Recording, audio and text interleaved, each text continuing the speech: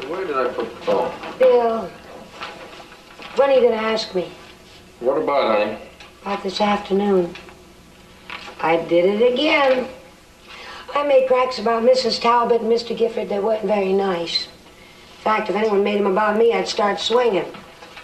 And then I found out that Tony, sitting right there as big as life, is Mr. Gifford's nephew. Well, if you wanted Mr. Gifford to think that we're the best couple for the job, I proved to anyone who might have had the slightest doubt that as a candidate for Mrs. General Manager, I am positively not it. Great. Now, while I order dinner, you put on one of those New York gowns you bought today. Oh, I didn't buy one. But I promise you I will go out tomorrow and really shop for something. Well, you be sure you do. I will. Hey, listen, why don't you go shopping with that Mrs. Burns? She seems to have a pretty sharp eye for clothes. While I order cocktails on a menu center, you put on a slinky negligee. I didn't bring a slinky negligee with me. If you want me to slink, you'll have to enjoy it in this bathrobe. Well, we'll put the lights out. I'll use my imagination.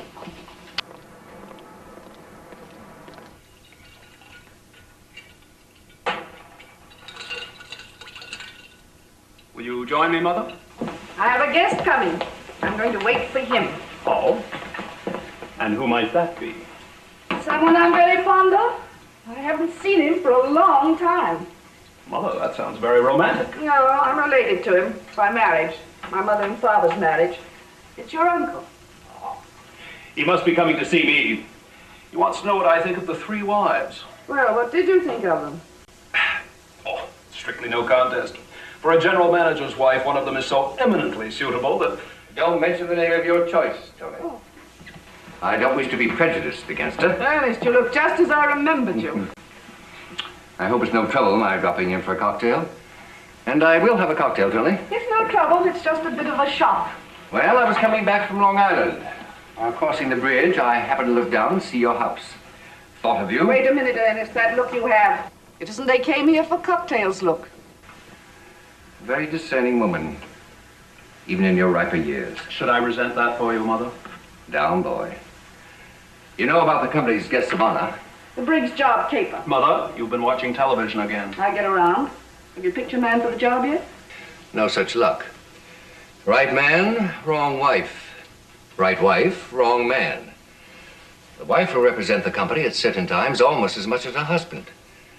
And I know I shall never get complete efficiency from a man who spends his nights dreaming about his wife falling down 3 flights of stairs. Oh, I should think it might keep him on his toes. According to your own statement, none of these couples seems to fit your standards. Why not look for someone else? Well, these are the best men available. And you know, my dear... Ernest, just what is it you want me to do? I was planning a little dinner Thursday night and was hoping you'd be my hostess. And keep your eyes open. Ernest, it's very difficult to judge a woman on the basis of one dinner and one dress. Find out if she's really housebroken takes a weekend. Is Castle Hill open? Yes, a skeleton staff, only 5 people, but I can send down the servants from New York.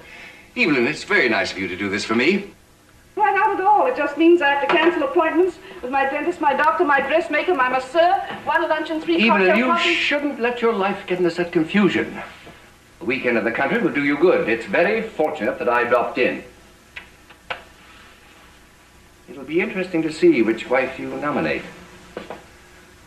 I hope our minds meet. Oh, au revoir, dear. Tony?